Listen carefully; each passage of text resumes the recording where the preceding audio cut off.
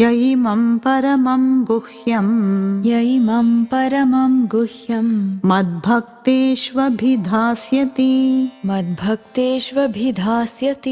भक्तिं मयि परां कृत्वा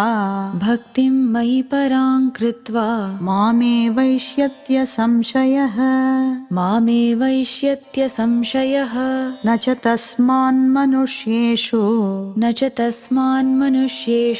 कश्चिन्मे प्रियकृत्तमः भविता न च मे तस्मात् अन्यः प्रियतरो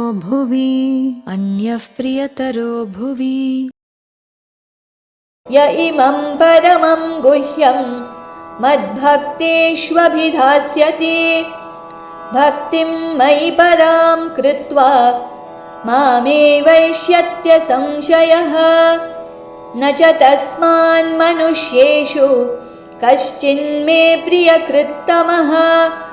भविता न च मे तस्मात् अन्यः प्रियतरो भुवि।